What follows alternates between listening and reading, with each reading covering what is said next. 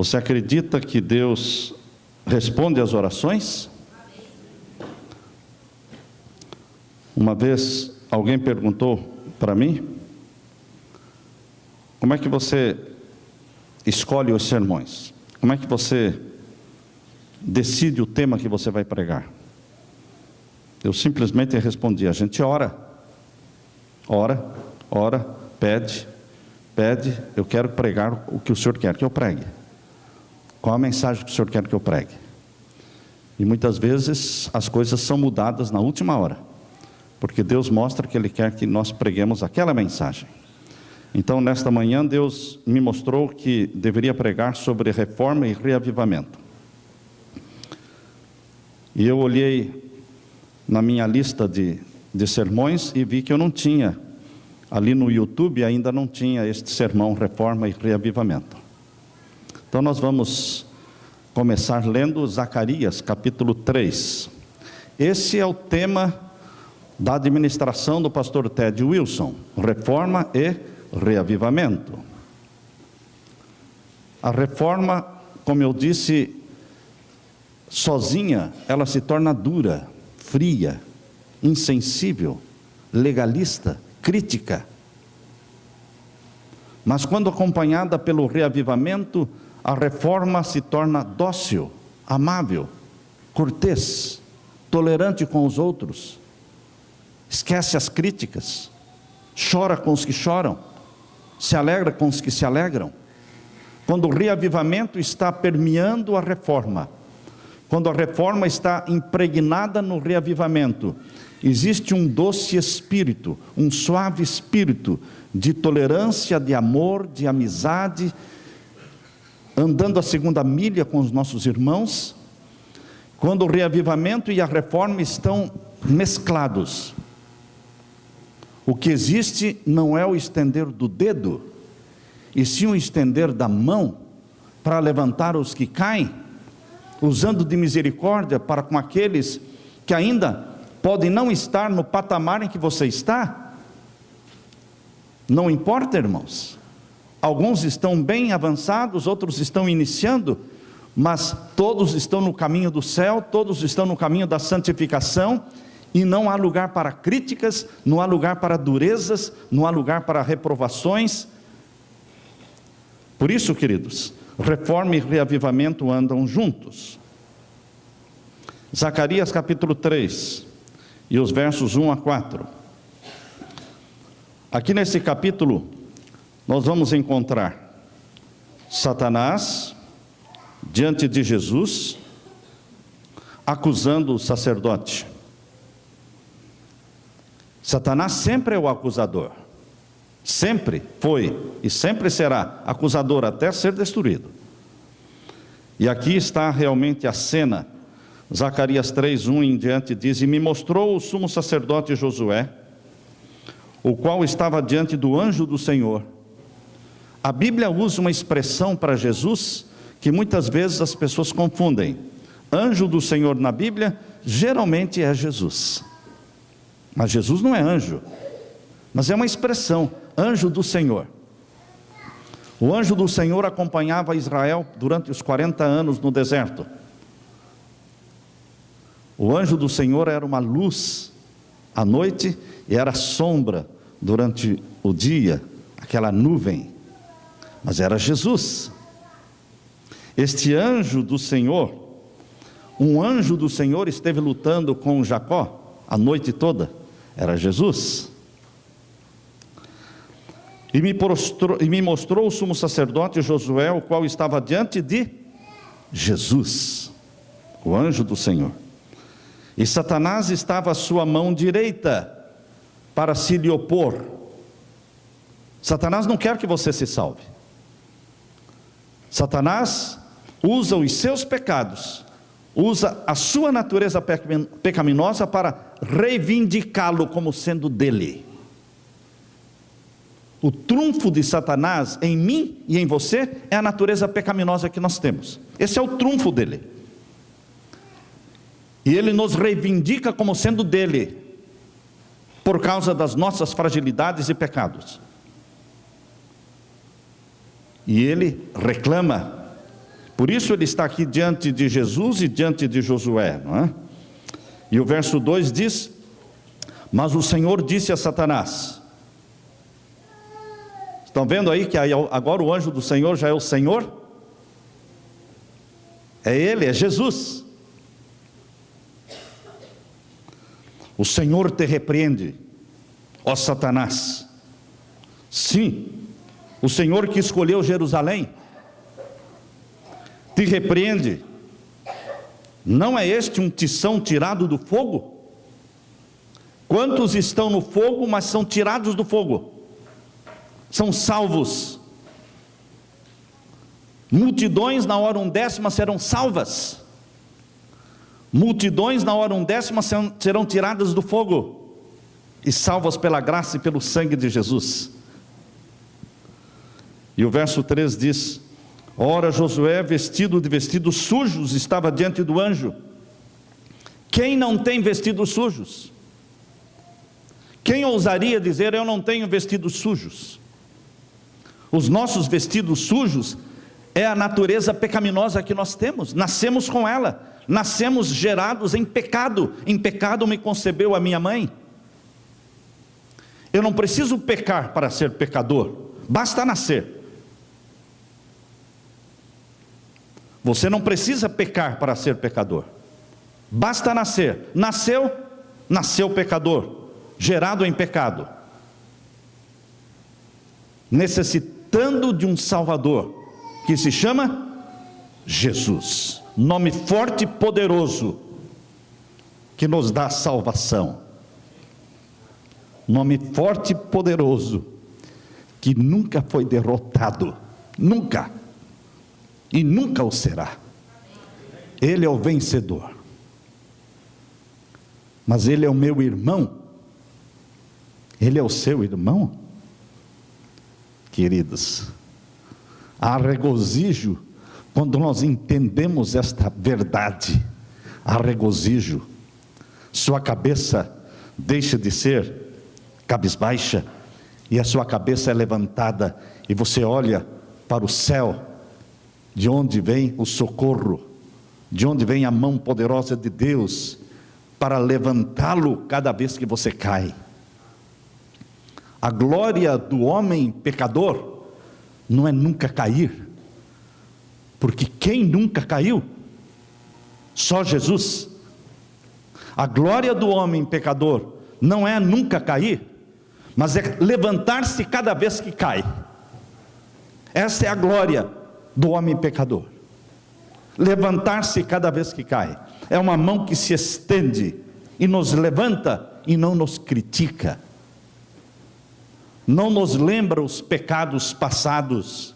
Não lança em rosto nossa ingratidão, nossos adultérios. Não. Ele nos abraça, nos aconchega junto dele. Isto é graça, isto é salvação, isto é Jesus, nome santo e venerável, nome que traz vida e traz salvação. Ora, Josué, vestido de vestidos sujos, estava diante do anjo. Que anjo? O anjo do Senhor, Jesus. Então, falando, ordenou aos que estavam diante dele, dizendo: tirai-lhe estes vestidos sujos. E a ele lhe disse: eis que tenho feito com que passe de ti a tua iniquidade, e te vestirei de vestidos novos. Jesus não está nem aí para as acusações de Satanás. Jesus não discute com Satanás. Jesus simplesmente diz: tire as vestes sujas dele, e o vista com a veste branca da minha justiça. E Satanás é emudecido, Satanás é calado, porque Jesus fala com autoridade, porque ele comprou você, ele nos comprou com o ouro do seu sangue e a prata das suas lágrimas, por isso ele tem autoridade. Nós somos dele, pela criação e somos dele pela redenção. Por isso, meu querido irmão, você não pode viver deprimido. Hoje a depressão é uma doença que invadiu o mundo e entrou para dentro da igreja de Deus também. Pessoas deprimidas. Levante o rosto. Como você pode viver deprimido se você tem um Jesus na sua vida? Se você recebe da santidade dele todos os dias, se você é batizado pelo Espírito Santo, se você tem um regozijo cristão, se você tem a esperança da vida eterna com Cristo, a esperança da breve volta de Jesus, como você pode viver deprimido, cabisbaixo, quando o céu está para cima? Você não pode olhar para baixo, tem que olhar para cima, é de lá que vem um socorro bem presente na hora da angústia. Saia de dentro de si mesmo. Depressão é uma doença que o tranca dentro de si mesmo. Pare de pensar em si mesmo, pense no céu, pense em Jesus, pense nas almas pelas quais Jesus morreu, pense na missão que Jesus te deu, saia em busca das almas. Não duvide da salvação. Há pessoas que se debatem, estou salvo, estou perdido, estou salvo, estou perdido. E existe uma corrente dentro da igreja de pensamento que diz que nós vamos viver nesta dúvida se estamos salvos ou perdidos, esta angústia, esta ansiedade, até depois do fechamento da porta da graça. E que durante o período da angústia de Jacó, nós vamos estar angustiados se estamos salvos ou perdidos sem saber. Pois bem, meu querido irmão, você tem que saber se você está salvo ou perdido hoje. Hoje você tem que ter a certeza da salvação em Jesus.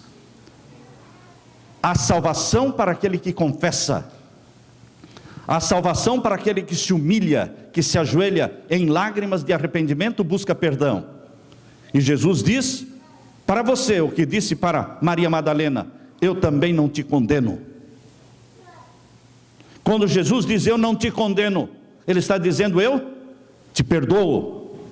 E quando Jesus diz eu te perdoo, Ele está dizendo eu te salvei. O ladrão da cruz recebeu a certeza da salvação. A mulher adúltera recebeu a certeza da salvação. Zaqueu, Jesus disse, hoje veio salvação nessa casa. Agora Zaqueu ia ficar se debatendo, estou salvo ou perdido, estou salvo ou perdido.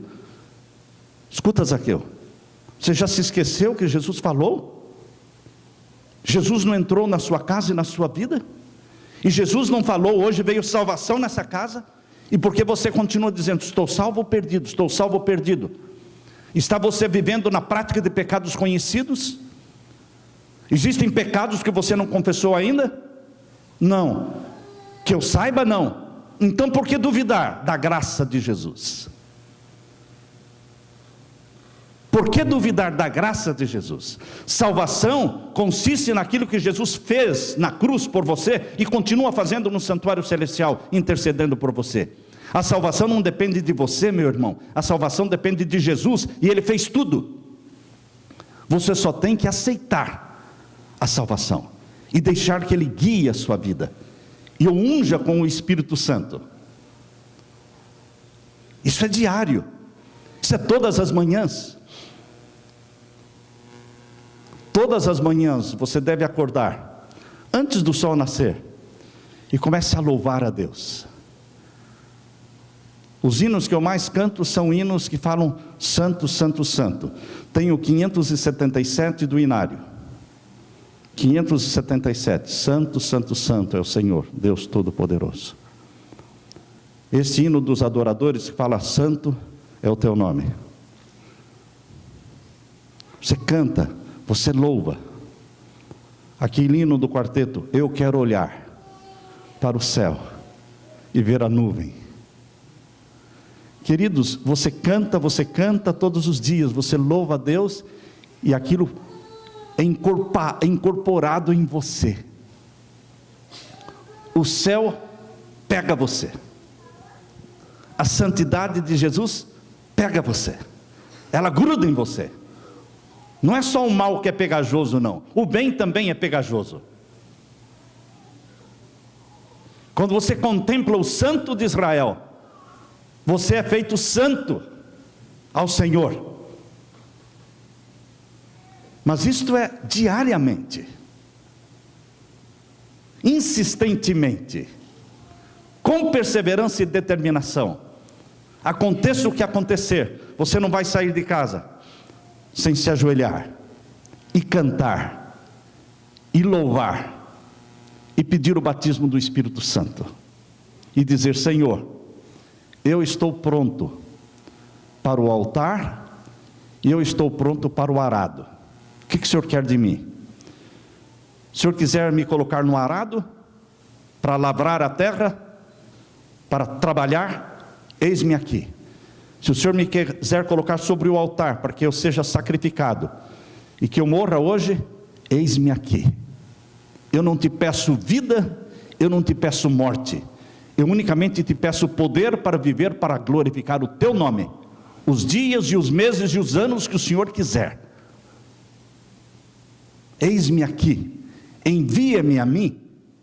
Um dia Deus perguntou: a quem enviarei? E quem há de ir por nós? Isaías respondeu humildemente. É com humildade e com coração tremente que você responde: eis-me aqui, envia-me a mim. Não é com arrogância, não é com espírito de orgulho. O Senhor escolheu o homem certo, olha aqui. Não, é com humildade que Isaías respondeu: Senhor, eis-me aqui, envia-me a mim, usa-me, batiza-me, cobre-me com a tua justiça, envolve-me nos teus braços. Queridos, Zacarias capítulo 3 e o verso 5: e disse eu: ponham-lhe uma mitra limpa sobre a sua cabeça. E puseram uma mitra limpa sobre a sua cabeça, e o vestiram de vestidos, e o anjo do Senhor, ou seja, Jesus, estava ali. E Jesus protestou a Josué dizendo: assim diz o Senhor dos exércitos, se andares nos meus caminhos. Está vendo aí o caminho da santificação? Esse é o caminho da santificação. Isso acontece depois que você é salvo por Jesus. Você deixa de andar nos caminhos de Satanás, do reino das trevas, das baladas, das músicas do mundo, enfim, você começa a andar nos caminhos do Senhor. Os caminhos de Satanás perdem atração, o pecado não lhe é mais atrativo, o pecado se torna repugnante. Você começa agora a andar nos caminhos de Deus. Se andares nos meus caminhos e se observares as minhas ordenanças, também tu julgarás a minha casa, e também guardarás os meus átrios, e te darei lugar entre os que aqui estão.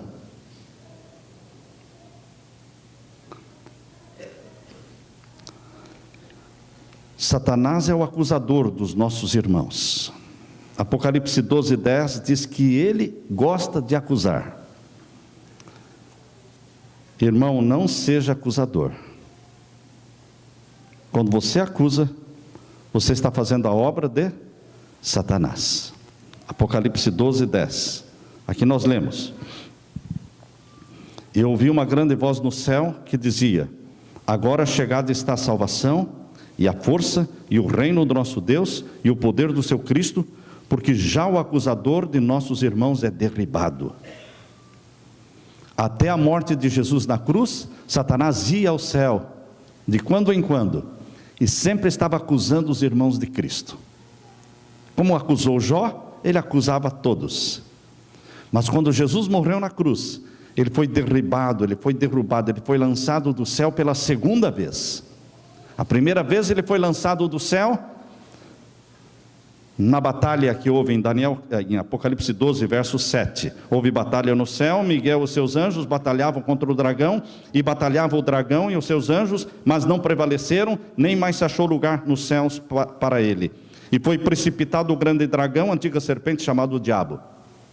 Isso foi lá, antes da criação de Adão e Eva. Ele foi expulso do céu. Mas depois, em Gênesis capítulo 3, diz que ele conseguiu levar Eva e Adão ao pecado. E ele se tornou o senhor da terra, Satanás, o representante da família humana. E queridos, agora ele comparecia no céu, nos concílios celestiais, representando o planeta Terra. E ali ele acusava os seres humanos diante de Deus, o acusador dos irmãos de Cristo. Mas quando Jesus morreu na cruz, sem pecado, morreu pelos nossos pecados, então Satanás foi expulso do céu outra vez, agora como representante da terra, porque o representante da terra dali para frente seria Jesus, nome santo e venerável, Jesus amigo, Jesus perdoador, Jesus que deu a vida por você, Jesus que ressuscitou por você, Jesus que subiu ao céu por você, e Jesus que vai voltar buscar você. Esse é o nosso representante no céu. O acusador foi expulso, e os acusadores dentro da igreja precisam ser expulsos, porque são de Satanás. Como Satanás acusou Josué e o povo de Deus, assim em todos os séculos ele acusa os que buscam a misericórdia e o favor de Deus. A controvérsia se repete em relação a cada alma que é libertada do poder do mal e cujo nome é escrito no livro da vida do Cordeiro. Jamais é alguém recebido na família de Deus sem que se exalte a decidida resistência e raiva do inimigo Satanás, quando alguém é recebido na família de Deus. Mas aquele que foi a esperança de Israel, aquele que é a defesa de Israel, aquele que é a nossa justiça e redenção, ele também, Jesus, é a esperança da igreja hoje. As acusações de Satanás contra os que buscam o Senhor não são movidas pelo desprazer que Satanás tem pelos pecados que nós cometemos, não. As acusações de Satanás contra você e contra mim não é o desprazer dele pelos pecados que nós cometemos, porque ele gosta destes pecados que nós cometemos. As acusações de Satanás contra você e contra mim, qual é o fundamento das acusações? A inimizade que ele tem com Jesus. Tudo o que Satanás faz é por causa da inimizade que ele tem contra Jesus. Satanás se regozija nos defeitos de caráter daqueles que foram comprados pelo sangue de Jesus. Ele se regozija quando você diz: eu não consigo vencer esse defeito. Ele se regozija quando vê que você está desanimando.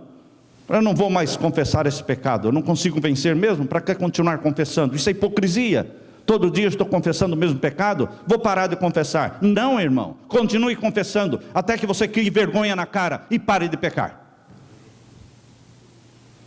Porque o que precisa é vergonha na cara, irmãos. E quando você fica confessando todos os dias o mesmo pecado, vai chegar um momento que você vai sentir vergonha, e vai falar: Senhor, eu tenho que romper com o pecado, e é hoje, Senhor, que eu quero romper com esse pecado, basta, liberta-me dele, eu te autorizo a fazer esta libertação na minha vida.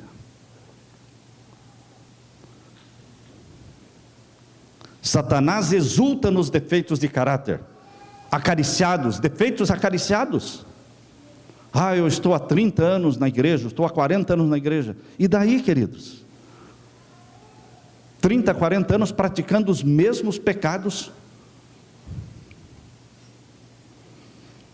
Lembre-se, o pecado é um ato voluntário da alma.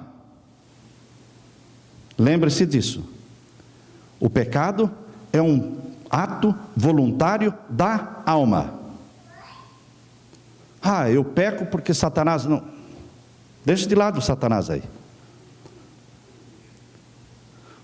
Eu e você temos dentro de nós uma natureza que se chama pecaminosa. E nós somos tentados pela natureza pecaminosa que nós mesmos temos. Vocês já leram lá em Tiago? Abra sua Bíblia em Tiago. Assim, capítulo 1, verso 13. Obrigado.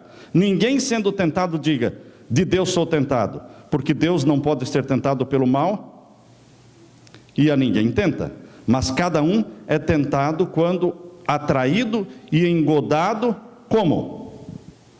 Pela sua própria concupiscência, pela sua própria natureza pecaminosa, nós somos enganados. Você precisa, meu querido irmão, você precisa matar essa natureza pecaminosa à fome, matando-a de fome, que ela fique tão fraca, com as pernas tão bambas, que não consiga se levantar.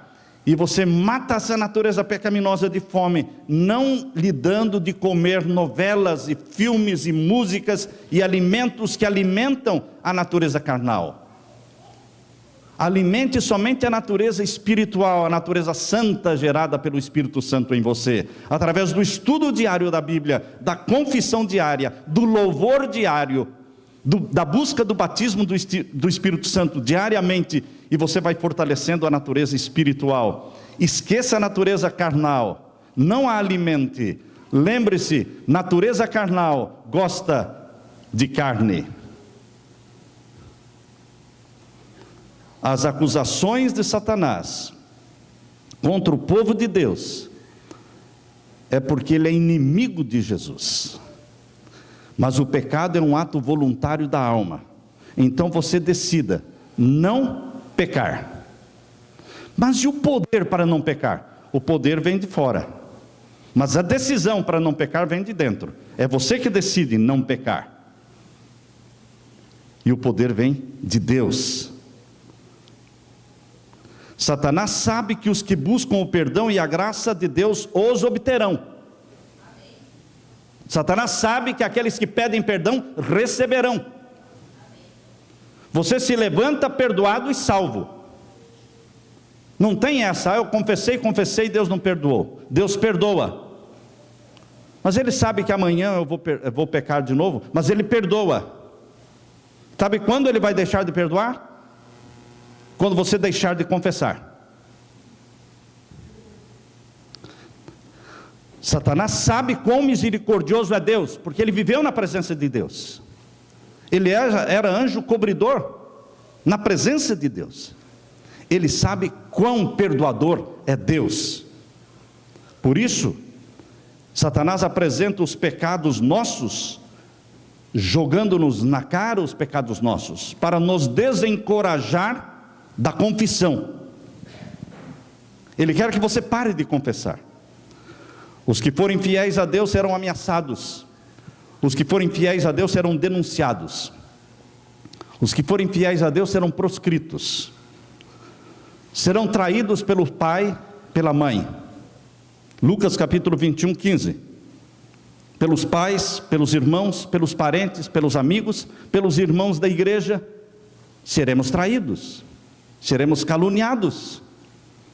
Espere isso. Eu estou decepcionado. Decepcionado? Deus já falou que vai ser assim. Os inimigos se levantarão dentro da própria casa, dentro da própria igreja.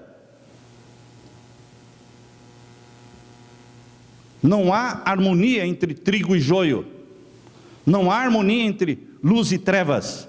Mas luz e trevas estão dentro da igreja. Trigo e joio estão dentro da igreja. Ninguém está falando do mundo aqui. Estamos falando da igreja. Não há harmonia. Só que os que são trigo são bondosos, misericordiosos. Nunca acusadores, nunca críticos. Perdoadores, tolerantes com os outros. Mas haverá ameaças, denúncias e traições. Nossa única esperança está na misericórdia de Deus. Nossa única defesa será a oração e a dependência total do Espírito Santo. Essa é a única solução. Como Josué suplicou perante o anjo, assim a igreja precisa suplicar diante de Jesus, com o coração quebrantado com inabalável fé, nós suplicaremos perdão e libertação por meio do sangue de Jesus, nosso advogado. Você não foi chamado para ser perdedor, você foi chamado para ser vitorioso. Você nasceu para ser vitorioso. Quando você nasceu, já existia uma provisão para o seu pecado. Todos nós nascemos destinados à salvação. Ninguém na terra nasce destinado à perdição. Porque Deus amou o mundo de tal maneira que deu o seu Filho unigênito, para que todo aquele que nele crê não pereça, mas tenha vida eterna. Todos os que nascem, nascem com destino ao céu. Satanás quer tirar isso da sua cabeça. Não permita. Seu destino é o céu. Você foi comprado pelo ouro do sangue de Jesus. O tentador se põe ao lado de Jesus e acusa Josué. É a cena de Zacarias capítulo 3, acusando Josué. Ele aponta para os vestidos sujos de Josué, para o caráter defeituoso de Josué. Ele é o acusador. Satanás apresenta nossas fraquezas, nossa leviandade, nossos pecados de ingratidão, nossa dessemelhança com Cristo, que tem desonrado a Jesus. Satanás usa tudo isso para apresentar diante de Jesus e pergunta: é este povinho que o Senhor quer colocar no meu lugar? Eu fui expulso com 1/3 dos anjos do céu. Agora o Senhor quer colocar esse povo, com todos esses defeitos de caráter, lá no meu lugar? São eles que vão me substituir no céu? Ele ridiculariza, e Jesus diz: são eles mesmos, porque eu os comprei com meu sangue, eles são meus irmãos, porque com todos esses defeitos de caráter e pecados, eles confessam, eles se humilham, eles buscam perdão, eles buscam a graça. Não é o tamanho do nosso pecado, irmãos, mas é o tamanho da graça. Graça não se explica, graça se aceita, porque não dá para entender a graça. Por que Deus fez tanto para nos salvar a nós, míseros pecadores? Para mostrar diante do universo que existe graça, e que Deus não é aquilo que Satanás pintou de Deus, dizendo que Deus é ruim, Deus é arbitrário, Deus não é perdoador. A graça é uma resposta para as acusações de Satanás, e a graça só pode ser demonstrada em você. Regozije-se na graça, meu irmão. Pare de viver deprimido e fracassado, regozije-se na graça. Satanás tenta nos aterrorizar com o pensamento de que o nosso caso é perdido, que não tem esperança. Satanás tenta nos aterrorizar com a mancha das nossas profanações, dizendo que estas manchas nunca poderão ser lavadas, mas o sangue de Jesus nos purifica de todo o pecado. Só do pecado não confessado ele não pode nos purificar. As pessoas perguntam: o que é o pecado contra o Espírito Santo? O pecado contra o Espírito Santo é o pecado não confessado, é o pecado acariciado, é o pecado que você insiste em praticar sabendo que é pecado. Isto é o pecado contra o Espírito Santo. Isto apaga o fogo do Espírito Santo, isso entristece o Espírito Santo, e você então fica com a sua consciência empedernida, cauterizada, e não consegue mais ouvir a voz de Deus. Satanás tem um conhecimento acurado, Satanás tem um conhecimento exato de todos os pecados que ele nos levou a praticar. Ele conhece um a um. Mas Jesus Cristo os perdoa um a um. Por isso as nossas confissões precisam ser específicas. Você pare de confessar: Senhor, perdoa todos os meus pecados. Dê nome para os pecados. Dê nome para os pecados. Ó Senhor, me perdoe o pecado da pornografia. Eu sou um viciado. Isto te desagrada. Me liberta pelo sangue de Jesus. Você peça perdão e corta a internet da sua casa. Porque não adianta nada você ficar pedindo perdão e libertação, mas a internet está lá. Crie uma estratégia, meu irmão. Crie uma estratégia para se ajudar. Quando com 17 anos, 16 para 17 anos, eu decidi não ir ao cinema mais. Com 16 anos, Deus me convenceu e eu nunca mais pisei no cinema. Mas com 16 anos, eu passando pelas ruas, avenidas de Curitiba, onde estavam os cinemas, eu parei de andar naquela avenida. Eu caminhava 2 ou mais quadras para não passar em frente do cinema. Você cria estratégias. Por que você vai querer se expor?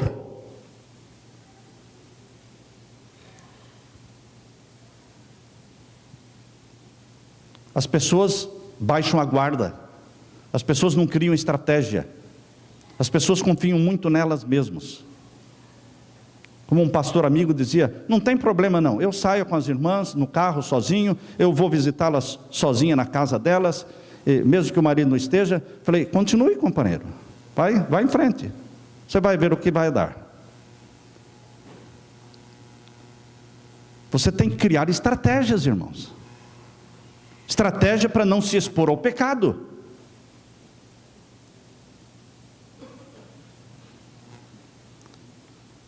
Conquanto os seguidores de Jesus tenham pecado, e nós temos pecado, eles não se entregaram ao controle das instrumentalidades satânicas.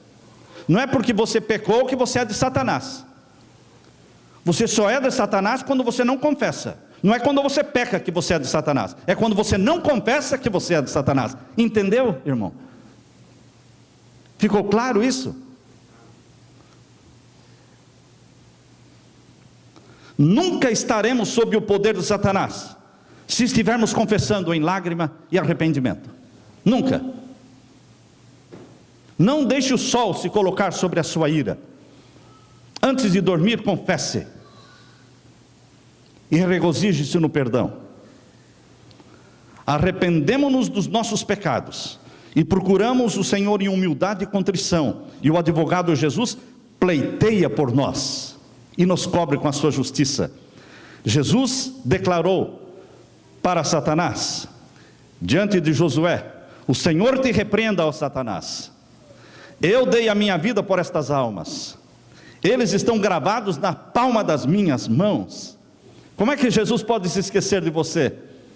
Aqueles sinais, aquelas cicatrizes nas mãos de Jesus, nos pés de Jesus, na fronte de Jesus, são eternas. No novo céu e na nova terra, todo mundo vai estar muito bonitinho, perfeito, sem rugas, sem manchas, sem nada.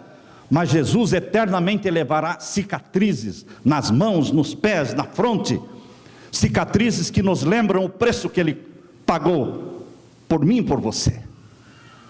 Como é que Ele pode se esquecer de você, se Ele te tem gravado nas palmas das mãos? É possível? Não, não é possível. Eu te tenho gravado nas palmas das minhas mãos. Vocês podem ter imperfeições de caráter, e todos nós temos. Podemos ter falhado em nossos esforços, e todos falhamos, mas nos arrependamos e recebamos o perdão e a aceitação de Jesus.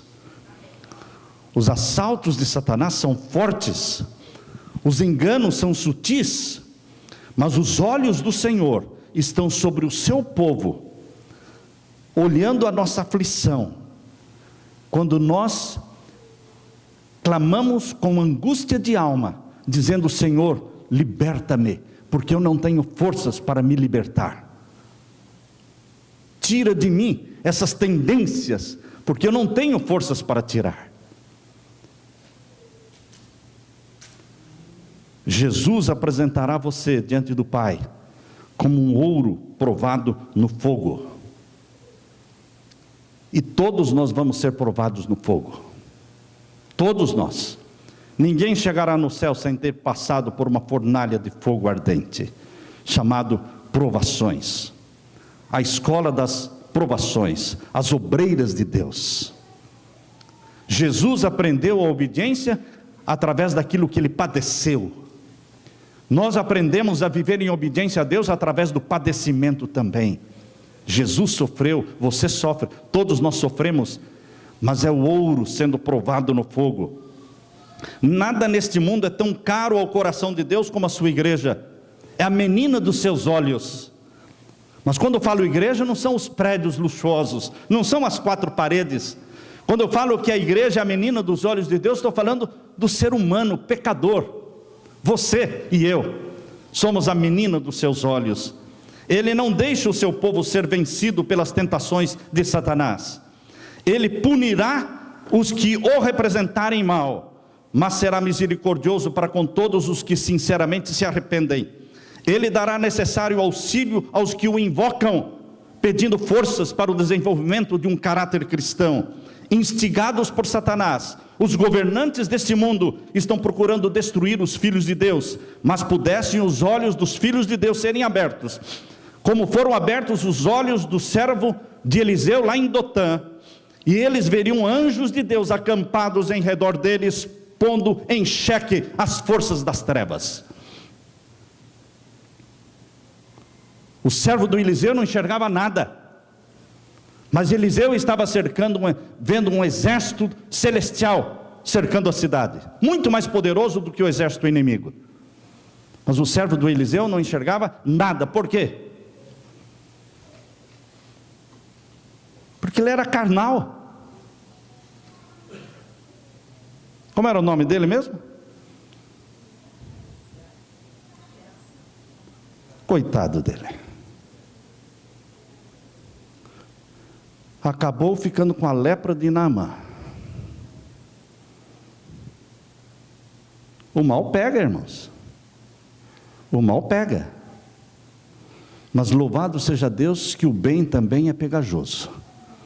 Quando você contempla a face de Jesus, quando você passa pelo menos 1 hora, presta atenção, irmãos, quando você passa pelo menos 1 hora, louvando ao Senhor, derramando a sua alma diante do Senhor, confessando e buscando o batismo do Espírito Santo, lendo a Bíblia, lendo o livro desejado de todas as nações, estas coisas celestiais pegam em você, e você perde o gosto pelo mundo, perde o gosto pela televisão, perde o gosto pelas coisas erradas, e você olha assim como sendo coisas estranhas para você, e você diz: Senhor, eu não sou deste mundo, eu estou aqui, mas eu não sou daqui, minha cidadania é o céu, me leva logo, me leva logo. Enquanto Satanás tem estado a fazer acusações, anjos santos, anjos invisíveis, estão passando de um para o outro lado, pondo sobre os fiéis servos de Deus o selo do Deus vivo, a obra do selamento. Através da história do povo de Deus, grandes montanhas de dificuldades aparentemente invencíveis, têm se levantado diante do povo de Deus. Tais obstáculos são permitidos pelo Senhor como um teste de fé. Não reclame das provações, porque foram permitidas por Deus.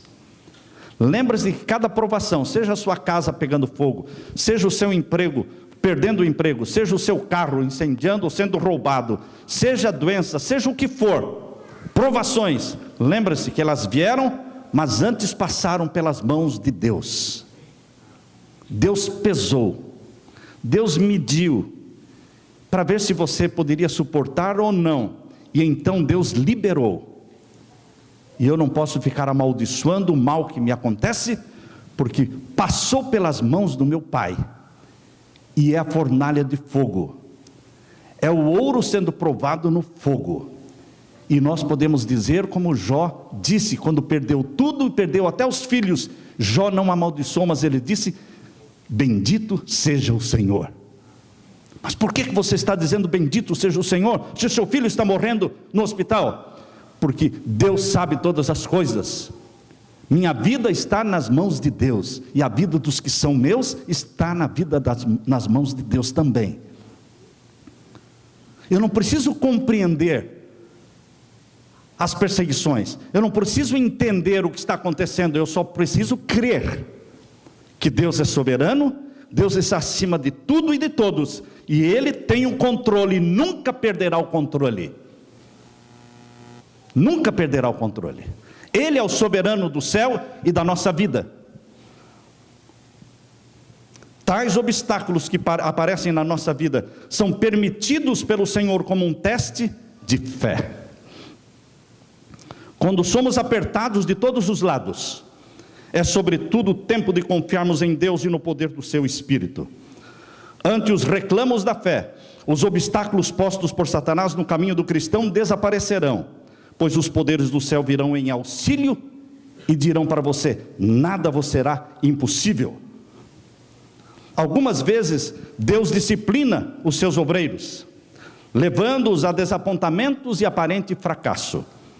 É propósito de Deus que nós aprendamos a dominar as dificuldades.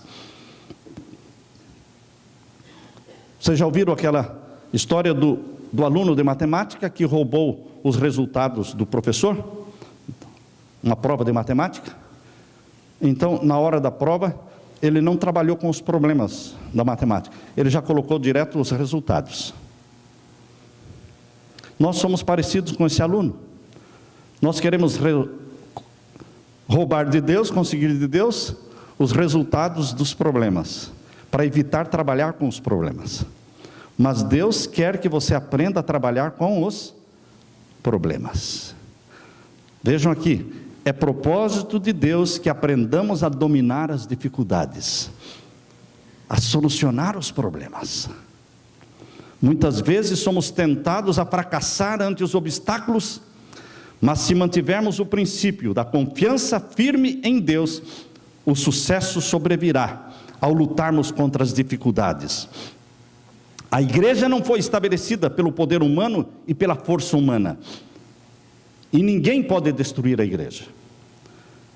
A igreja não foi colocada sobre a rocha da força humana, mas sobre a rocha que se chama Jesus Cristo, a rocha dos séculos. Foi a igreja fundada e as portas do inferno não prevalecerão contra ela. Tem joio dentro da igreja, mas tem trigo. Deus tem o seu remanescente fiel, e ele permanecerá fiel até o fim, como Elias. Eu só restei, Senhor. E Deus disse: não, Elias, não é só você, tem mais 7.000. Deus tem um remanescente, sempre teve. A presença de Deus dá estabilidade. Não confie em príncipes, nem em filhos dos homens, é a palavra de Deus. No sossego e na confiança estaria a vossa força. Isaías 30, verso 15. Isaías 30, 15. Onde está a força nossa?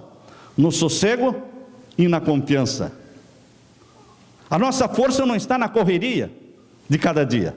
Satanás quer que você se levante correndo, e corra o dia todo, e chegue tarde da noite em casa, sem tempo para nada, dormir pouco. Enfim, Satanás quer esta vida agitada, mas Deus está dizendo, Isaías 30, 15, no sossego e na confiança estaria a vossa força. Mas o povo não quer sossegar. Aquietai-vos e sabei que eu sou Deus. Não é na correria. Nós temos que nos aquietar para saber que Deus é Deus. No silêncio da comunhão. Não por força, nem por violência. Zacarias 4:6. Zacarias 4:6. Não por força, nem por violência, mas pelo meu Espírito, diz o Senhor dos Exércitos. Os servos de Deus devem ser tão firmes como a rocha, retos nos princípios, mas do mesmo modo devem manifestar simpatia e longanimidade para com os que caem. Como a gente exclui gente tão facilmente. A pessoa fica 2 anos fora da igreja, não é excluída. A hora que ele volta para a igreja, aí ele é excluída. Queridos, misericórdia, tolerância,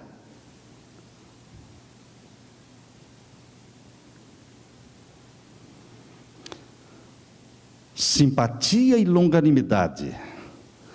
Há necessidade de verdadeiros reformadores como Esdras. Há necessidade de homens poderosos nas Escrituras Sagradas. A abundante iniquidade prevalecente hoje pode ser atribuída em grande medida, à deficiência do estudo da Bíblia. As pessoas não conhecem mais a Bíblia. Quando a palavra de Deus é posta de lado, é rejeitado o seu poder para restringir as más paixões do coração natural. Com o abandono da Bíblia, tem vindo o abandono da lei de Deus. Estão colocando a Bíblia de lado. Os que estão buscando o apoio da Igreja Mundial para a ordenação da mulher ao ministério, eles dizem, nós estamos concordando com a ordenação da mulher ao ministério porque a Bíblia não proíbe. Interessante, não é? A Bíblia também não proíbe guardar o domingo? Você já leu algum verso na Bíblia proibindo guardar o domingo? Não existe? A Bíblia manda guardar o sábado. A Bíblia proíbe ordenar a mulher ao santo ministério? Não. Mas a Bíblia manda ordenar quem? O homem. Foi símbolo de Jesus como cabeça do lar e cabeça da igreja também. Porque Cristo é o cabeça. Não é porque o homem é melhor do que a mulher. Não, irmãos, o homem não é melhor do que a mulher. A mulher sabe fazer muito mais coisas que o homem. Tem muito mais talentos para realizar a obra do Senhor. Mas Deus escolheu colocar o homem como cabeça. Isso foi Deus quem fez. Não é proibido pela Bíblia ordenar a mulher, mas é aconselhado pela Bíblia a ordenar o homem. Não é proibido guardar o domingo pela Bíblia, mas é aconselhado a guardar o sábado. Nós temos que trabalhar em cima do que a Bíblia diz e não em cima daquilo que a Bíblia não diz. Como é que você vai trabalhar em cima daquilo que a Bíblia não diz e esquecer o que a Bíblia diz? É a falta do estudo da Bíblia que tem levado a igreja a tomar decisões que não agradam a Deus. Os reformadores, cujo protesto nos deu o nome de protestantes, eles estavam fundamentados na Bíblia. Foi por causa da Bíblia que João Hus foi queimado. Foi por causa da Bíblia que Martinho Lutero foi perseguido. Queridos, é em cima do que está escrito e não em cima do que não está escrito. Não é a teoria do silêncio que vem de Deus, é a teoria do assim diz o Senhor que vem de Deus. Não é teoria, é princípio do assim diz o Senhor. Tocai a buzina em Sião, santificai um jejum, proclamai um dia de proibição, congregai o povo, santificai a congregação, ajuntai os anciãos, congregai os filhinhos, chorem os sacerdotes e ministros do Senhor entre o alpendre e o altar, e digam, poupa o teu povo, Senhor, poupa o teu povo, não entregues a tua herança ao opróbrio. Convertei-vos a mim de todo o vosso coração, com jejuns, com choro, com pranto, rasgai o vosso coração, não os vossos vestidos, convertei-vos ao Senhor vosso Deus, porque Ele é misericordioso, Ele é compassivo, Ele é tardio em irar-se, Ele é grande em beneficência e se arrepende do mal. Quem sabe se voltará a Deus e se arrependerá, e deixará após si uma bênção. Joel capítulo 2, versos 15 a 17. Joel capítulo 2, versos 12 a 14. Queridos, os filhos de Deus não devem apenas orar com fé, mas eles devem também agir. Neemias não se deixou ficar na dependência da incerteza. Os meios que faltavam para Neemias, ele os pediu, buscou e recebeu. O Senhor está ainda desejando mover o coração dos que têm posse dos seus bens em favor da causa da verdade. Está faltando alguma coisa? Peça. Ore a Deus e peça. Em cada movimento religioso, em cada igreja, existem alguns que, conquanto não possam negar que a causa é de Deus, mantêm-se arredios, recusando fazer qualquer esforço para ajudar. Faria bem se tais pessoas lembrassem o registro que é mantido no céu, o livro no qual não há omissões e nem erro, e pelo qual serão julgados. Ali no livro do céu, cada oportunidade negligenciada para o serviço de Deus é registrada ali. E ali, igualmente, cada ato de fé e amor é mantido em eterna lembrança. A igreja é em grande medida responsável pelos pecados dos seus membros. Ela encoraja o mal quando deixa de levantar a voz contra o mal. Encoraja o mal quando deixa de pregar contra o mal. Os costumes do mundo não são norma para o cristão, nem as músicas do mundo são norma para o cristão. Deus não quer que a sua igreja se torne semelhante ao mundo para atrair o mundo. Não devemos praticar as práticas sutis e astutas e as extorsões do mundo. Cada erro praticado em relação aos filhos de Deus é praticado contra o próprio Cristo na pessoa dos seus santos. Toda tentativa de tirar vantagem da ignorância das pessoas, toda tentativa de tirar vantagem da fraqueza e do infortúnio de uma pessoa é registrado no céu como fraude no livro de razão do céu. Uma pessoa é ignorante e você arranca dela as coisas, porque ela é ignorante. Uma pessoa está vendendo por R$1.000 algo que vale 10 mil, ela não sabe que vale 10 mil, e você arranca dela por 1.000 aquilo que valia 10, porque ela é ignorante. Mas nos livros do céu isso é registrado como fraude. É precisamente quando um homem chega ao ponto de tirar vantagem para si da desvantagem do outro. A esposa está enferma no hospital, está com câncer, ele não tem dinheiro para pagar o hospital, ele está vendendo a casa porque é a única coisa que ele tem, ele não tem de onde tirar dinheiro para pagar a dívida, ele vende por qualquer preço, então você oferece o mínimo possível e arranca dele a única coisa que ele tem. É precisamente quando um homem chega ao ponto de tirar vantagem para si da desvantagem do outro, que a sua alma se tornará insensível à influência do Espírito Santo, e o ganho obtido a tal preço é uma terrível perda. E chega em casa e diz para a esposa: fiz um ótimo negócio hoje. Não, você não fez um ótimo negócio, você fez um grande roubo. Os verdadeiros servos de Deus trabalham com determinação que não falhará, porque estão na constante dependência do trono da graça. Na obra da reforma que precisa ocorrer hoje, há necessidade de homens e mulheres, como Esdras e Neemias, que não desculpem o pecado, nem se esquivem de vindicar a honra de Deus. Esdras e Neemias se humilharam perante Deus, irmãos. Neemias não era sacerdote, Neemias não era profeta, Neemias não tinha título nenhum, mas ele era um reformador. Ele não era um reformista, ele era um reformador. Reformista é o que sai da igreja, reformador é aquele que fica dentro da igreja, fazendo a obra da reforma dentro da igreja. Ele era um reformador surgido para um tempo importante. Se os líderes na causa da verdade não mostram zelo, se são indiferentes, se são vazios, a igreja será descuidada e indolente. A igreja será amante dos prazeres, se a liderança for displicente, relaxada espiritualmente.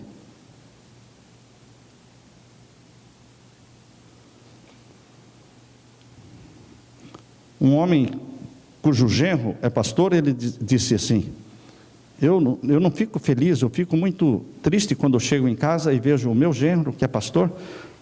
Cada vez que eu chego lá, ele está na frente da televisão.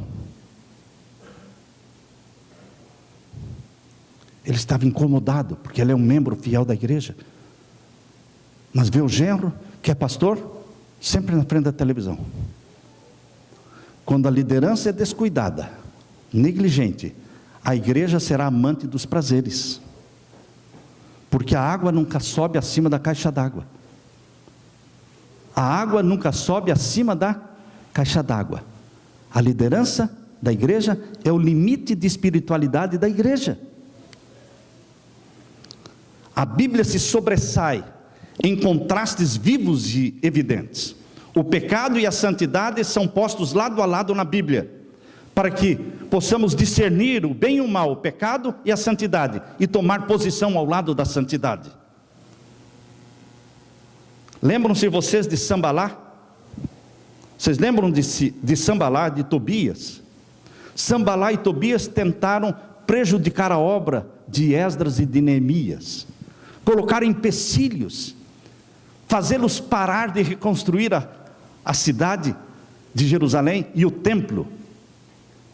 Eles escreveram cartas para o rei, eles jogaram pedras, eles eram traidores, mas eles se faziam de amigos. Dentro da igreja existem hoje os Sambalás e os Tobias, que querem impedir a obra da reforma e do reavivamento. Os terríveis resultados da transgressão das leis de Deus são postos em contraste com as bênçãos da obediência. Deus está procurando reparadores de brechas feitas na lei de Deus. E eu termino lendo com vocês Isaías 58. Isaías 58, verso 12. Deus está procurando reparadores de brechas. Deus não está precisando de pessoas talentosas. Deus não está precisando de pessoas cheias de títulos. Deus está precisando de reformadores, reparadores de brechas. Isaías 58, 12 diz assim: e os que de ti procederem, edificarão os lugares antigamente assolados. Ou seja, vão voltar às origens, vão ser fiéis ao assim diz o Senhor. Os que de ti procederem, edificarão os lugares antigamente assolados. Levantarás os fundamentos de geração em geração, e chamar-te-ão reparador de brechas, restaurador das veredas para morar. E começa onde? Verso 13. O reparar as brechas começa na lei de Deus. Se desviares o teu pé do sábado. O sábado se tornou um dia como os outros. As pessoas viajam, compram, saem de viagem no sábado, chegam de viagem no sábado, vão para restaurantes no sábado, entram no pôr do sol, sem santidade, sem ter tudo preparado dentro de casa, para receber o dia do Senhor, com a família reunida, com cânticos de louvor a Deus. Deus quer fazer reforma. À medida que você respeita com muito zelo o dia do Senhor, Deus o abençoa. Porque respeitar as horas sagradas do sábado é respeitar Deus. Se desviares o teu pé do sábado, está vendo que o reparador de brecha começa exaltando a santidade do sábado? E de fazer a tua vontade no meu santo dia. E se chamares ao sábado um dia deleitoso, gostoso, agradável, não o domingo, irmãos, não o domingo, o sábado, um dia agradável, gostoso, santo dia do Senhor, digno de honra, e o honrares, não seguindo os teus caminhos, nem pretendendo fazer a tua própria vontade, nem falar as tuas próprias palavras, então te deleitarás no Senhor.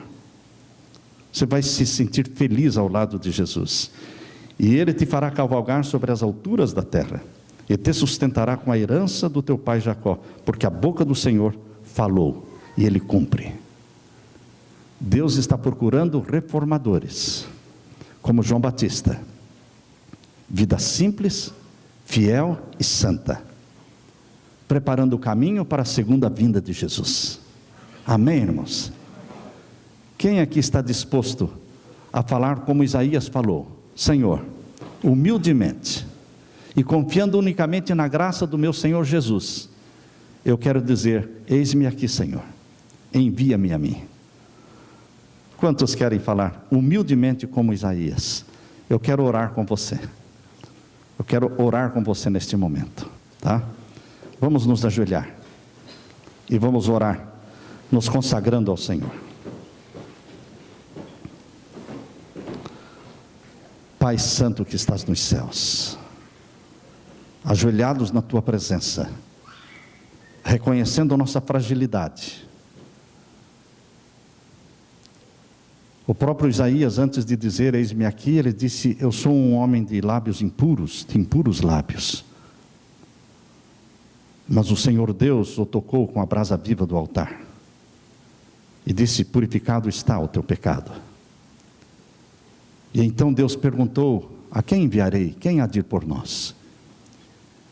E então, Pai querido, humildemente Isaías respondeu, eis-me aqui, envia-me a mim. Nós estamos na tua presença ajoelhados e dizendo, purifica-nos do nosso pecado. Que o Senhor toque os nossos lábios com a brasa viva do teu altar. Que o Senhor nos cubra com a justiça de Jesus. Que o Senhor nos envolva com a graça. Graça inexplicável. Graça que perdoa e que salva. Apaga o passado. Nos coloca no caminho do céu. Esta graça infinita, confiando nela é que nós dizemos, eis-nos aqui, Senhor. Envia-nos a nós, usa-nos, dá-nos o batismo do Espírito Santo, não só hoje, mas cada manhã, que sejamos templos do Espírito Santo. É em nome de Jesus que pedimos e agradecemos. Amém, Senhor. Amém.